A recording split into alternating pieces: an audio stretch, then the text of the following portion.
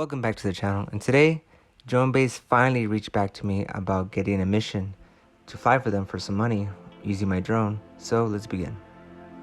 So to start, they send you an email as a request stating DroneBase mission request, and then it says your certain area where you're from, and then it gives you some general information. I'll go ahead and post it on the screen so you can see it.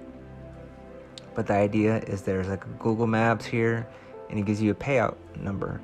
So in this case, it would be $70. Flight date, basically just information here, as well as some scheduling information. And the most important is the shot list.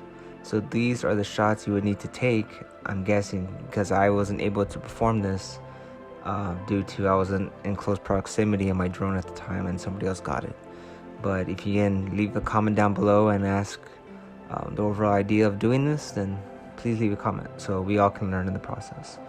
But it states here you need a full building and frame, you need 100 feet above ground level, and then 300 feet above ground level. So as you can see, 100 feet above ground level is pretty decent. 300 feet above ground level, that's pretty high. So in regulation for the Part 107 without any waivers, it's below 400 feet. So we got to keep that in mind. So just make sure not to go over the 400 feet if you don't have a certain waiver or permission.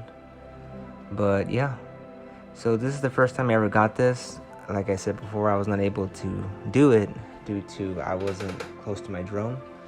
But I probably won't be doing any more drone-based videos because there's not much work in my area, I'm assuming. So this probably would be the last video I do with DroneBase.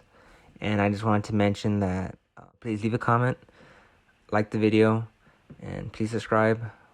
Until next time, I'll talk to you later.